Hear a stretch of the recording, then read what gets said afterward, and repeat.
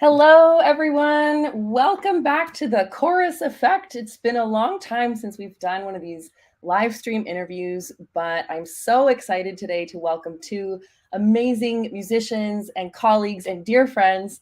Ian Cusson is here and Charlene Pauls. Welcome to the podcast. Thanks so much for having us. Hi.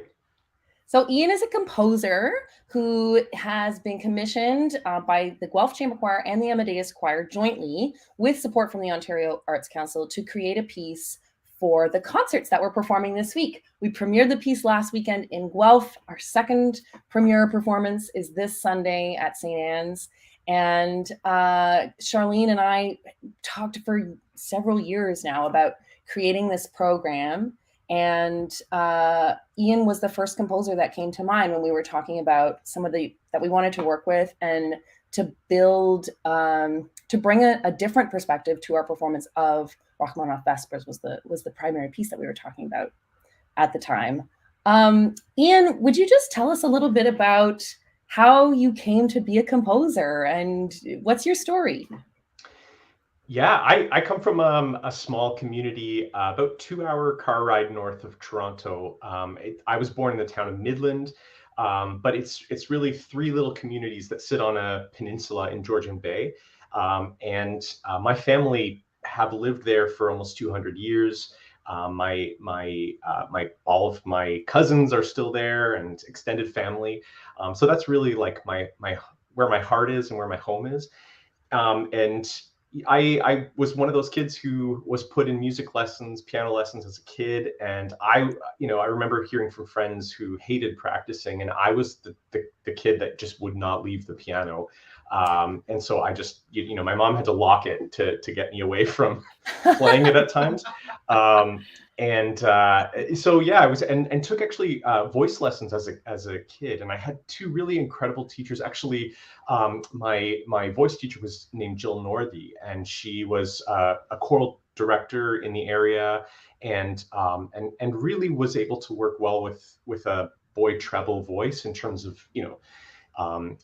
singing pure vowels, good ear training exercises, just developing musicianship, and really developing my love for the voice and opera in particular through sharing of CDs or records, that sort of thing.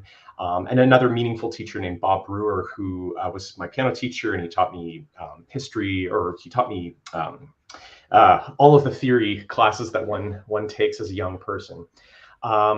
Yeah, so from there, as a kid, I was very, very interested in writing music, wrote a lot of vocal music, and I took several stabs at operas as a kid. And Wow. They never went beyond concept, or I would sometimes write little bits of libretto and sometimes write like the overture to a piece and then abandon the project. I thankfully, as an adult, I've been able to pick that back up and make a career out of writing primarily for the voice. It's really evident in your work, and especially this choral work that we've been so steeped in these last couple of months that we've been rehearsing. The operatic sensibility is there. There's almost this sort of recitative moments for the altos and the basses, which I have to say thank you for writing expressive, beautiful lines for the altos and basses. But also, I didn't know that you were a choir boy. That also makes total sense, hearing the way that you spin out the choral texture over the piece. It's interesting. We actually, even in my elementary school, we had a fantastic choir, and this was back in the early 90s. And for those who may remember, there was a show happening in Toronto at the time. And the show was Joseph and the Amazing Technicolor Dreamcoat, and Donny Osmond was singing Joseph. And our choir was so exceptional in our tiny little elementary school that we were chosen as one of a few choirs to sing in that show. And so for 3 months in the 6th grade, I lived in Toronto with my classmates, and we did, I think, 4 performances a week, splitting the shows with a couple of other choirs. So, I mean, just had a ton of choral singing as a young person. And I think, I think that sensibility has always stuck with me. I don't write a ton for choirs. I'd like to write more.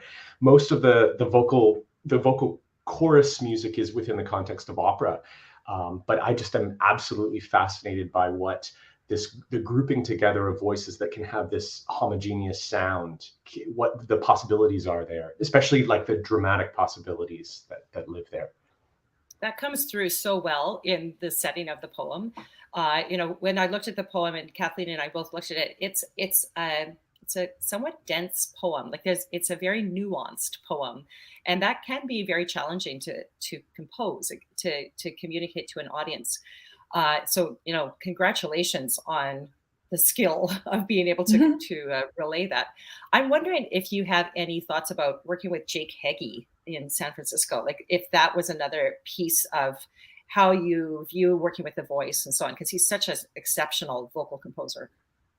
Yes, I had a wonderful opportunity in 2016 to spend some time with him in San Francisco. And I really wanted to work with him in particular because I love the way that he's structured his career. What I think is so fascinating is his absolute love for singers and the fact that he built these really important relationships with some of the leading singers of our generation, and became friends and wrote songs for them and song cycles. And I think that kind of reciprocal relationship of people wanting to perform his work and also, wanting to have an opera written for them or for around a certain topic or whatever it might be was really appealing. And I thought, what better way to learn this craft than to work with someone like him? He is one of the most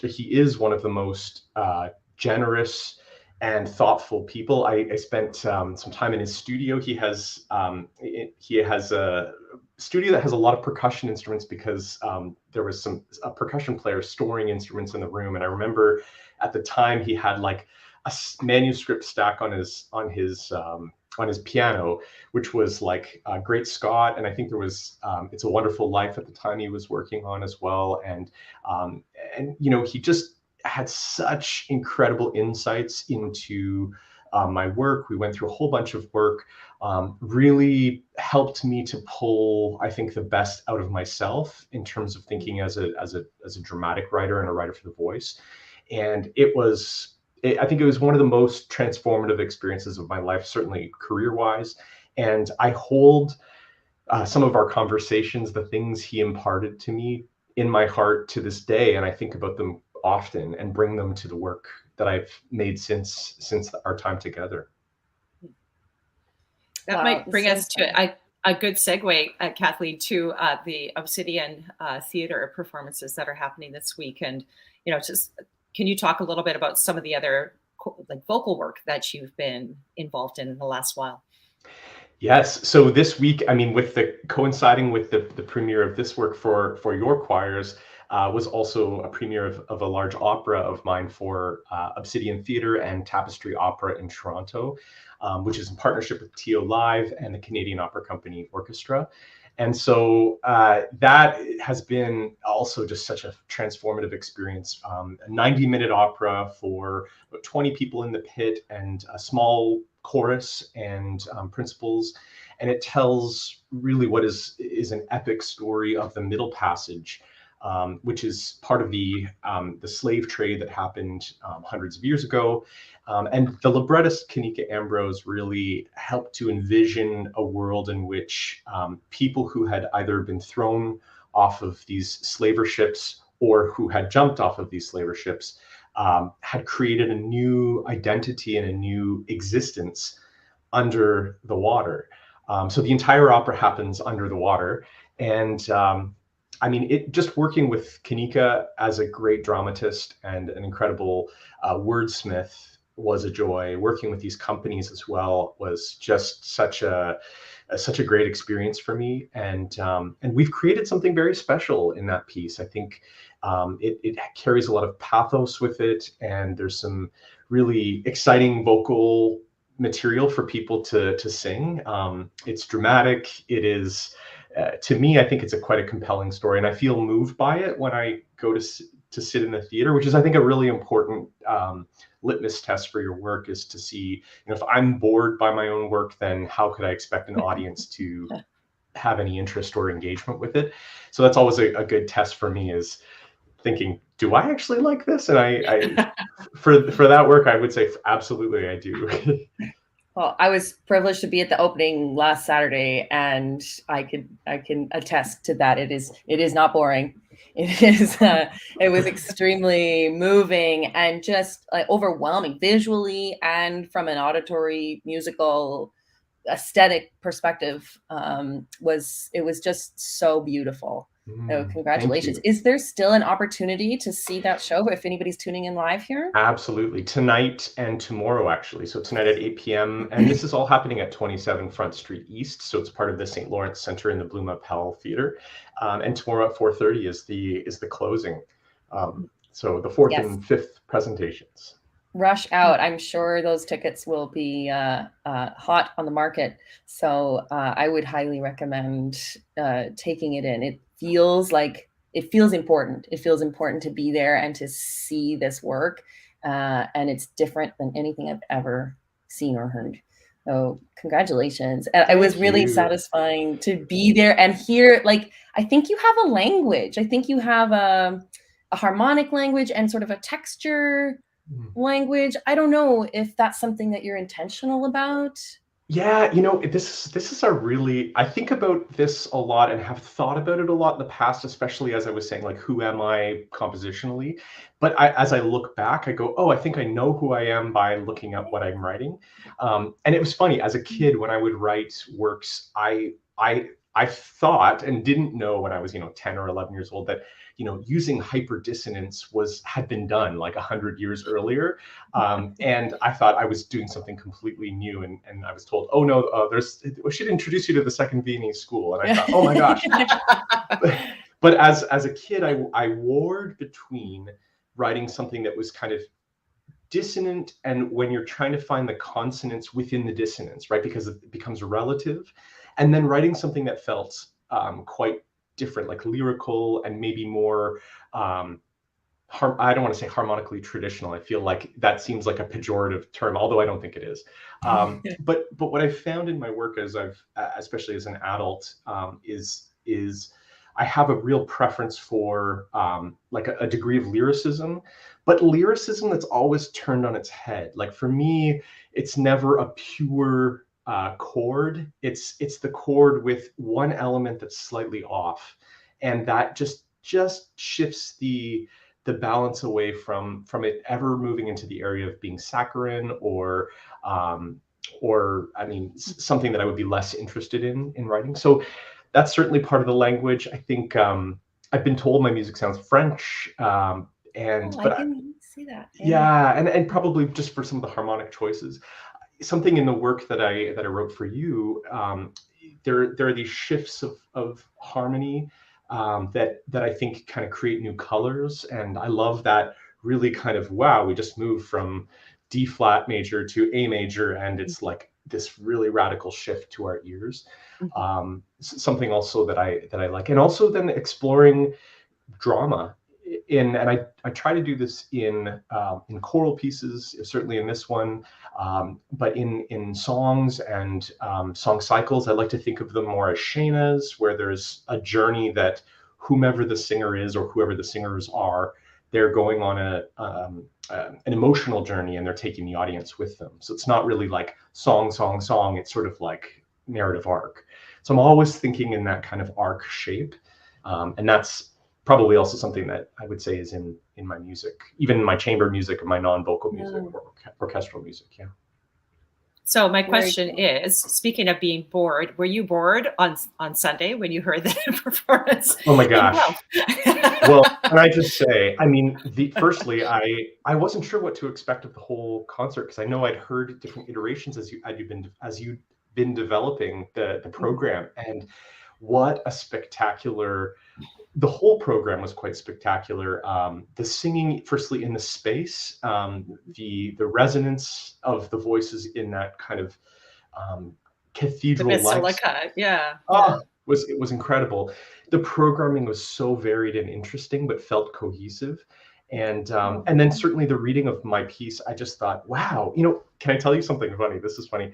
It was the day before, and I thought, I know I'm going to see this piece. I cannot for the life of me remember what I wrote. And I pulled out the score and I looked back through it. I was like, oh, that was it.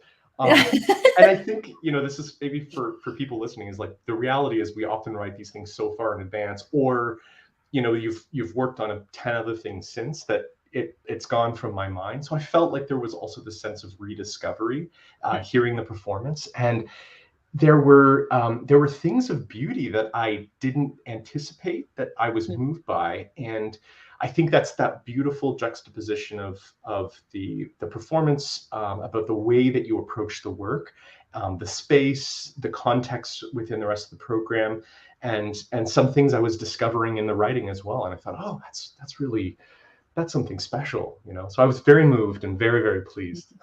Well, and that's interesting, because I would think, both of you are composers, and I would think there's a feeling of, this is your child, right? And then you hand it over to somebody else.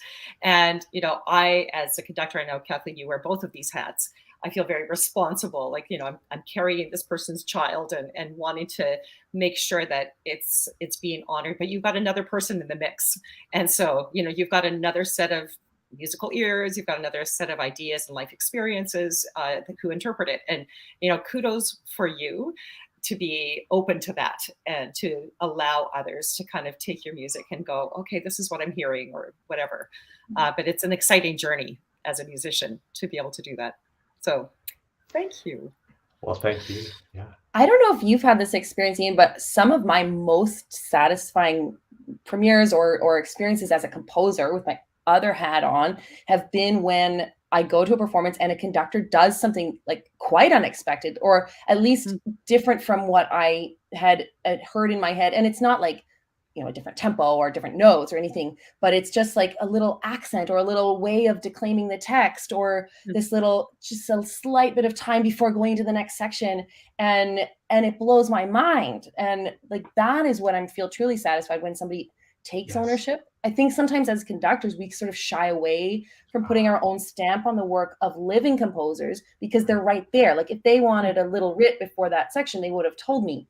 Right. But I personally find it more satisfying when the conductor is like a collaborator in that interpretation and brings it to yet another level. I am the same way. Absolutely the same way. I feel like, because then it leads to discovery, right? Like, it leads for us as composers to then rediscover the work and find something new and fresh in it. And I find often those moments are the ones that create new entry points of inspiration for future work. So, there was something in just in this piece, there's something in that final few measures where there was this, I've written something quite low in the low voice section, and just the color of it, the magic of it, I thought, wow, that's a really special moment. And I thought, I wonder how I could like take that and recreate that and read and push that further and find something else to do with that. So, but that discovery wouldn't have been there had that kind of, those choices not been made of like how much space happened before that moment, and how that line unfolded and how it was shaped.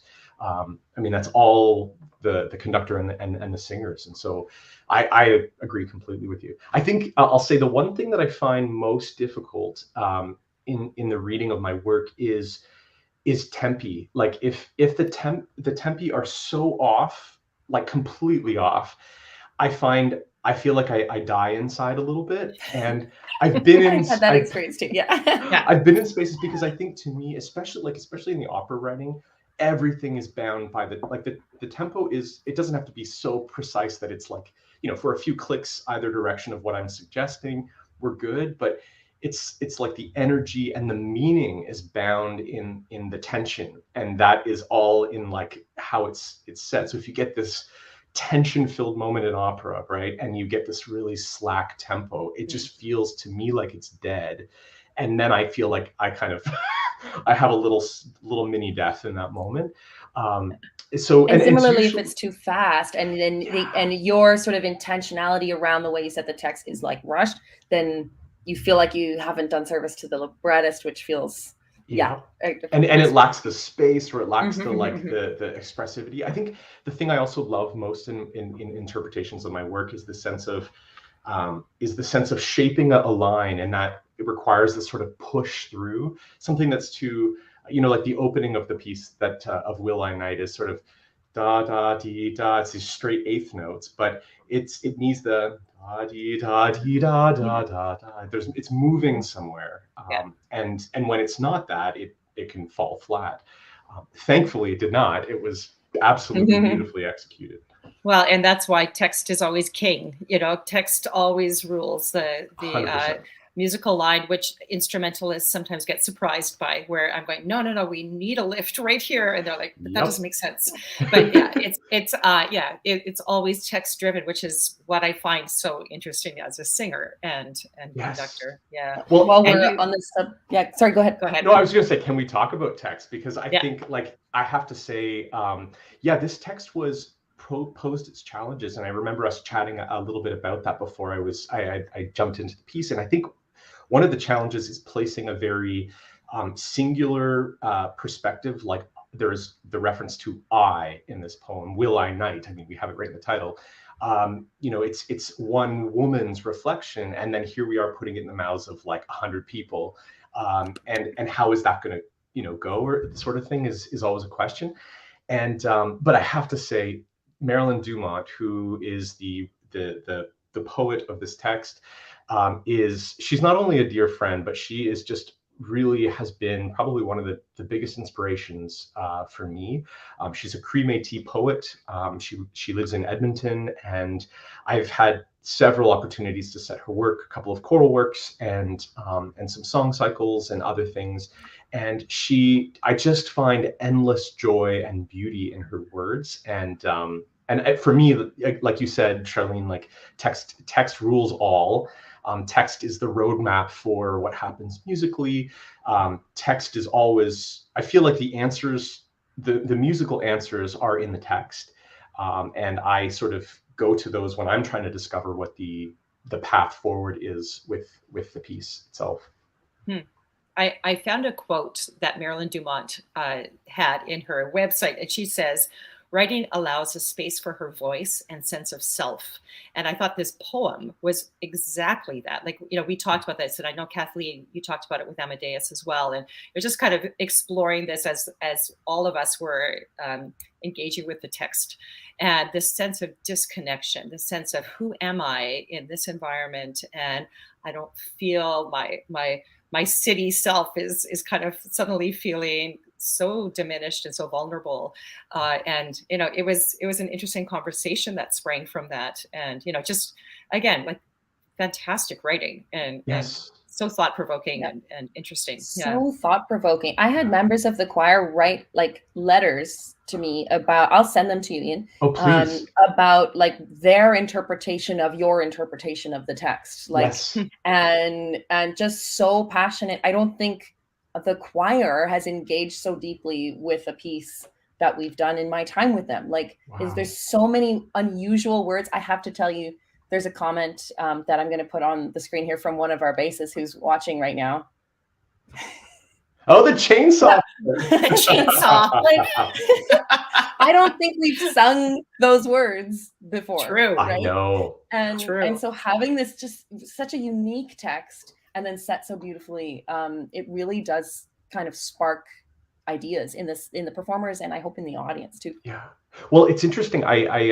There's also the word kindergarten, and I mean, it's like so four-syllable sweet. words are hard to set because they can sound wordy and bumpy and bumbly. But it actually reminds me of a work. I wrote a piece for the Canadian Opera Company that had chorus and orchestra and a soloist, and they were also texted by another Métis poet named Catherine Vermette, and there were these very like we might think of as just like really simple words that I tried to set in this epic setting. And I think there's something wonderful about playing the contrast of something that could feel very, very, I don't know, nothing or ordinary, and then transforming it into this, with music, with 100 voices, into this spectacular thing. And I love being able to play the juxtaposition in those moments. In Of the Sea, I feel like that was sort of present with the word plan. Yes. Like, it's such a simple word, but then the plan, what is your plan? We need a different plan. And it becomes this like dramatic thing that represents what's about to happen and the path, like the dramatic path. Yes. I've never heard the word plan so many times, but it's like one of those things you say over and over and you start to wonder what it means. And I think you did that in a really beautiful way. It stuck out to me. It's the fun of getting to do what we get to do, right? Like there's a million ways you could set anything. And I just feel like, I don't know, I feel when I'm writing music, you know, just as I think about my own process, it's often about asking the question, like, what happens next? But I try to ask it in a way that's not like that's not a harsh way to myself of like, you've got to figure out an answer, but rather like a curiosity perspective, right? So we have this moment, or we have this harmonic structure, or this melodic idea. Well, what logically would happen next? And it's this process of constant discovery or uncovering or chipping away the material around it to find what is beautiful there. And sometimes I'll throw options out and be like, oh, that doesn't seem continuous with what's happened before. But I think I'm always trying to think in terms of the timeline of a piece of music and think of it as like a long ribbon, right? And so if the ribbon makes sense, it shouldn't have any cuts in it, or it shouldn't have any markings on it. It should just be a smooth thing that feels completely logical in the end. Even though the process of figuring out what is logical is something that sometimes requires going back and going, oh, is there a different solution? Is there something else to put in that moment to express that idea? And I think, you know, we had a whole roster of living composers other than Rachmaninoff, who turns 150 tomorrow. But you know, just to have that contemporary point of view was very interesting to me. And like, you know, as you say, these words like chainsaw that don't normally crop up in choral repertoire, but, you know, you are a living human being experiencing what most of us in the audience and musicians who are working with your music are also experiencing. There's an immediacy about that that's, you know, different than something that's written 100+ years ago. It's fantastic in that sense. Yeah. Well, and kudos on the programming and being able to sort of juxtapose these works and put them either in relief or in agreement or in contrast, or I mean, just seeing that kind of programming and having the groupings of the Rachmaninoff to anchor the halves of the program, but also then to have them in dialogue with these other works. It was really quite riveting programming, and I think it allowed for both the contemporary works to speak differently and allow for the historic works to speak differently because of what was in relief or in opposition to them, you know. Thank you, Ian. I definitely feel like it's the same part of my brain. Like I use my composer brain when I'm programming a concert. Like it's that ribbon that you're talking about that needs to be interesting and sometimes surprising, but logical when you look back. Yes. The whole thing. You have another really lovely comment from this is one of our soprano singers, just about the text, the Dumont. Yeah. Yes. Alana. Thank you. Oh, that's beautiful. Yeah. Yeah. And Kathy Klopushak says about the process. Kathy's a wonderful conductor. And to Kathy's point, you know, I think this is all about human and human art making, human music making. It's all relational. So I think the process is never done with the composer. It's just, I'm providing a text, you are breathing life into it, the singers are breathing life into it. And I've said this before, but you know, the audience is also a participant in that the pact that we make together as an artistic process.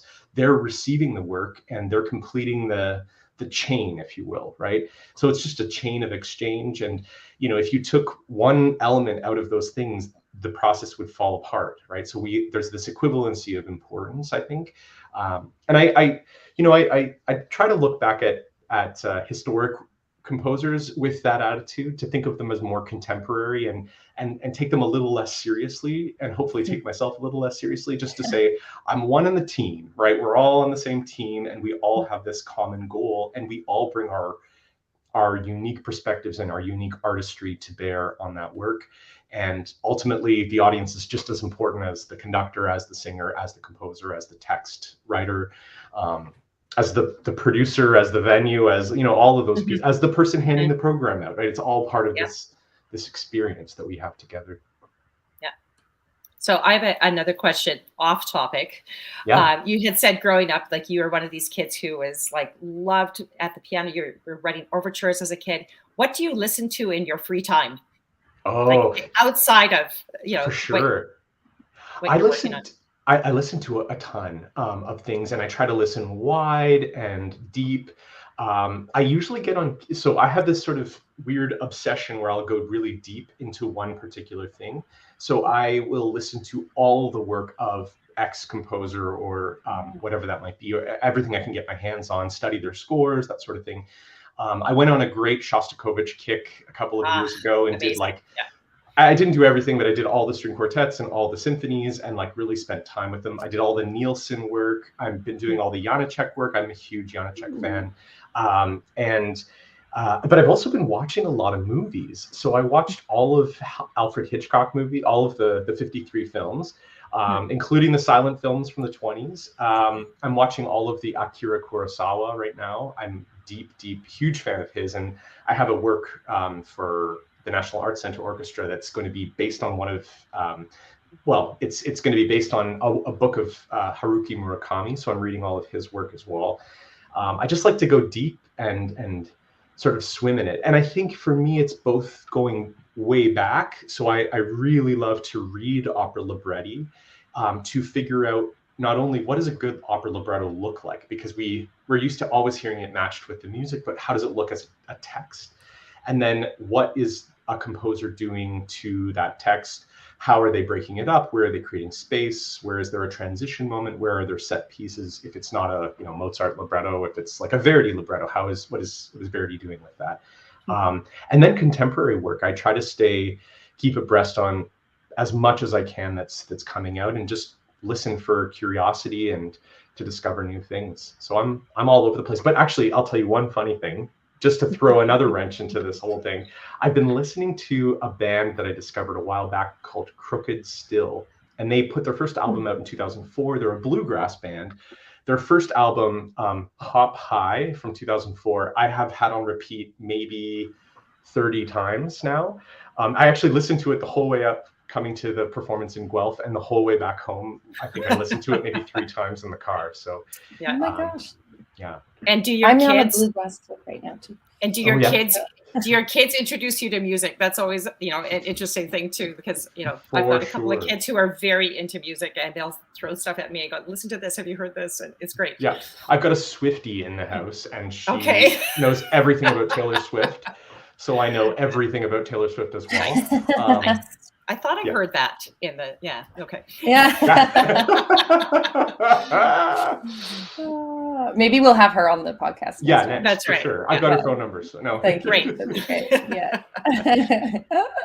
I'm still in the Blippi and Raffi stage. Right, so right. I look that forward too will to pass. Yes. Yeah.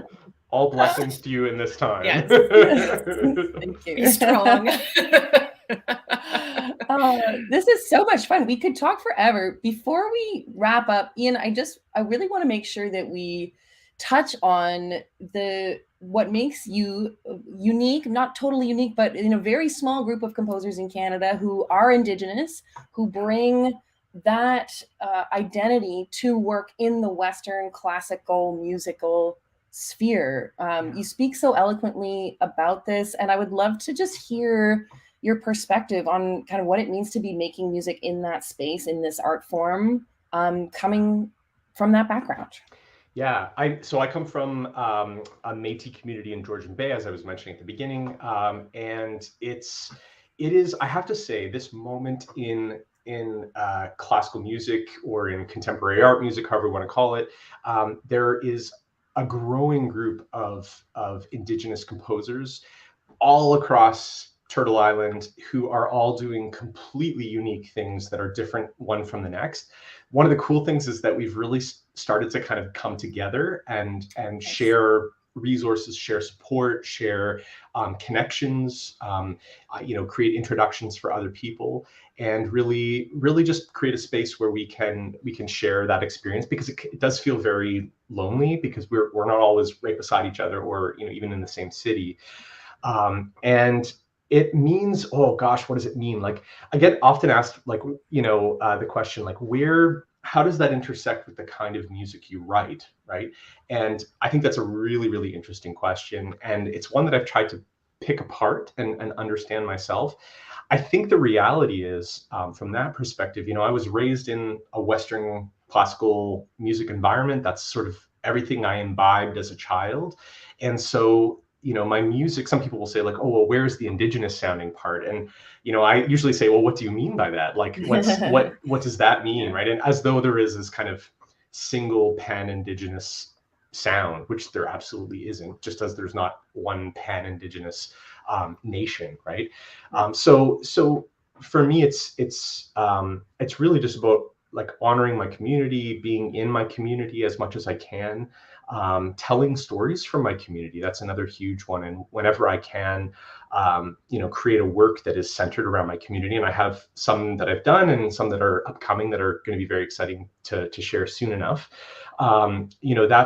That's an important part of sort of bringing my cultural connection point to bear on the music that I write. I think also, like, it's been put to me, like, it's always about holding the hand of the people that have come before you and holding the hand of the people that come after you, to see this sort of responsibility both to the ancestors and to the people that have lived and to the next generation coming up. So that has to include mentorship, that has to include support, that has to include door opening for folks whenever and wherever I can. And that's part of living in community like that. But one of the big things that I love to do is to set texts like Marilyn Dumont's, right? To center and bring usually female Indigenous texts. I've been able to set Joy Harjo's text. She's from the US, Muskogee Nation, and Katharina Vermette, as I mentioned, Marilyn Dumont. I'll be working with Cherie Dimaline coming up. So there's this awesome opportunity to put those texts in places that they haven't historically existed, and to elevate those stories and that storytelling. And that's really important to me. Operatically, it's about putting stories on stage that haven't historically lived there, in bodies that haven't normally trod those floorboards of the opera house, and putting stories that are also missing just from the canon. So, quick example, I'm working on an opera called Indians on Vacation for Edmonton Opera and Against the Grain Theatre. It's based on a Thomas King novel. Thomas King, great humorist, who lives in Guelph. The novel is really about a husband and a wife who are in middle age. Their kids have moved out of the house, and they are on vacation in Prague. And what's so interesting about this is that, first of all, it's funny. So as an opera, comedies are rare. It has a real heart and a real emotional core to it. But it's also about a middle-aged couple, which is very rare in opera, to have the two leads that are at that phase of life, and not just the young ingenue or whatever, the young love interest. But what does maturing love look like? But also, they're both Indigenous, which is also extremely rare. And also, they're doing this very middle-class activity of being on vacation in Prague, which is not a setting that usually see, North American Indigenous people in.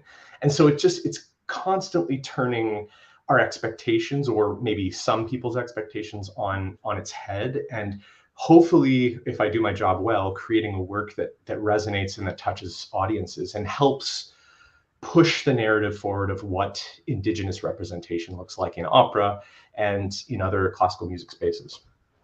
And it can contain joy and humor. Like, that's such an empowered stance. And resilience. Yes. Resilience is that's really been the experience that I've had working on Of the Sea, which we talked about a moment before. It's a Black story, and I was invited, across cultures to participate in helping to tell that story. But it's really a story of survival and resilience. When so many kind of forces are against really just the removal of peoples, or the repositioning of peoples to the side, to be able to tell a story that is showing strength and resilience and power. It's pretty exciting. It's pretty, it makes me really happy and makes me really inspired. It is so inspiring just to be in your presence, both of you. Thank you so much for this conversation. Like one of the best, I would say, that we've had on this podcast. You're both so eloquent and have so many insights. I'm so excited to perform your work again on Sunday. You'll be in attendance, right, Ian? I will, yeah, for sure. I wouldn't miss Excellent. it. And I just have to say, you guys, like Charlene, what great, beautiful conducting. Both of you, actually. It was so incredible to watch. I was like, you guys are amazing. It's a skill that I will never own. And St. Anne's is such a gorgeous venue on Sunday. So if anyone is just kind of deciding whether they want to come, it's beautiful. It'll be a different sound than the Basilica, a warm and just more immediate sound in that space. It's going to be exciting. Looking forward to it. Sunday, 4 p.m., St. Anne's Anglican, April 2nd. We'll see you all there. Thank you so much. Thanks, Ian. Thanks, Kathleen.